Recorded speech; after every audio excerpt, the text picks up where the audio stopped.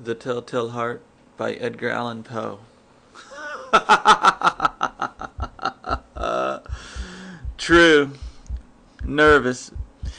Very, very dreadfully nervous I had been and am. But why will you say that I am mad? The disease had sharpened my senses, not destroyed, not dulled them. Above all was the sense of hearing acute. I heard all things in the heaven and in the earth. I heard many things in hell. How then am I mad? Hearken, and observe how healthily, how calmly I can tell you the whole story. It is impossible to say how first the idea entered my brain, but, once conceived, it haunted me day and night. Object there was none. Passion there was none. I loved the old man. For his gold I had no desire. I think it was his eye. Yes, it was this. He had the eye of a vulture, a pale blue eye with a film over it. Whenever it fell upon me, my blood ran cold. And so, by degrees, very gradually, I made up my mind to take the life of the old man, and thus rid myself of the eye forever. Now, this is the point. You fancy me mad. Madmen know nothing. But you should have seen me. You should have seen how wisely I proceeded, with what caution, with what foresight, with what dissimulation I went to work. I was never kinder to the old man than during the whole week before I killed him. And every night, about midnight, I turned the latch of his door and opened it. Oh, so gently. And then, when I had made an opening sufficient for my head, I first put in the dark lantern. It was all closed so that no light shone out. And then I thrust in my head. Oh, you would have laughed to see how cunningly I thrust it in. I moved it slowly, very, very slowly, so that I might not disturb the old man's sleep. It took me an hour to place my whole head within the opening, so far that I could see the old man as he lay upon his bed. Ha! Would a madman have been so wise as this? And then, when my head was well in the room, I undid the lantern cautiously. Oh, so cautiously, for the hinges creaked. I undid it, just so much that a single thin ray fell upon that vulture eye.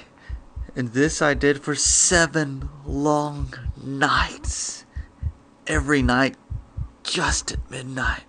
But I found the eye always closed, and so it was impossible to do the work, for it was not the old man who vexed me, but his evil eye. And every morning, when the day broke, I went boldly into his chamber and spoke courageously to him, calling him by his name in a hearty tone, and inquiring how he passed the night. So you see, he would have been a very profound old man indeed to suspect that every night, just at 12, I looked in upon him while he slept.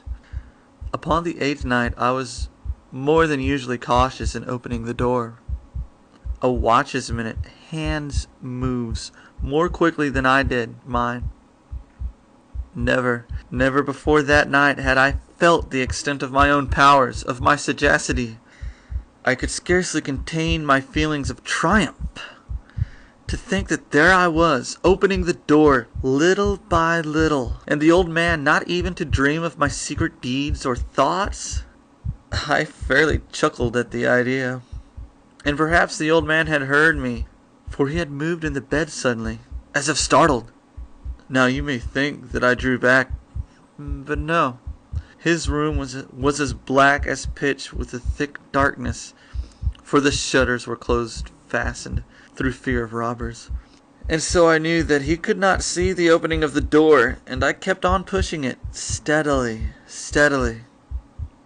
I had got my head in, and was about to open the lantern when my thumb slipped upon the tin fastening, and the old man sprang up in the bed, crying out, "Who's there?" I kept quiet, still, and said nothing. For another hour I did not move a muscle, and in the meantime I did not hear the old man lie down. He was still sitting up in the bed, listening, just as I have done, night after night, hearkening to the death watchers in the wall. Presently I heard a slight groan, and I knew that it was the groan of mortal terror. It was not a groan of pain or of grief. Oh no, it was the low, stifled sound that arises from the bottom of a soul when overcharged with awe. I knew the sound well.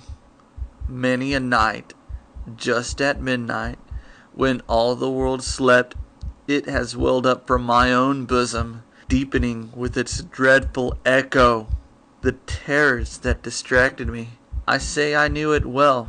I knew what the old man felt, and I pitied him, although I chuckled at heart.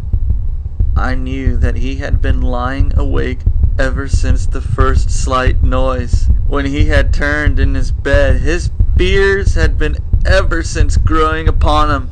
He had been trying to fancy them causeless, but could not. He had been saying to himself, "It is nothing but the wind in the chimney. It is only a mouse crossing the floor. Or it is merely a cricket which has made just a single chirp." Yes, he had been trying to comfort himself with these suspicions, these suppositions. But he had found all in vain. All in vain. Because death, in approaching the old man, had stalked with his black shadow before him, and the shadow had now reached and enveloped the victim. And it was the mournful influence of the unperceived shadow that caused him to feel, although he neither saw nor heard me, to feel the presence of my head within the room. When I had waited a long time, very patiently, without hearing the old man lie down, I resolved to open a very, very little crevice in the lantern. So I opened it. You cannot imagine how stealthily, until at length a single dim ray, like the thread of a spider, shot from out the crevice and fell upon that vulture eye. It was open, wide open, and I grew furious as I gazed upon it. I saw it with perfect distinctness, all a dull blue, with a hideous veil over it that chilled the very marrow in my bones. But I could see nothing else of the old man's face or person, for I had directed the ray, as if by instinct, precisely upon the damned spot. And now, have I not told you that what you mistake for madness is but over-acuteness of the senses? Now I say, there came to my ears a low, dull, quick sound, much such as a sound as a watch makes when enveloped in cotton. I knew that sound well, too. It was the beating of the old man's heart.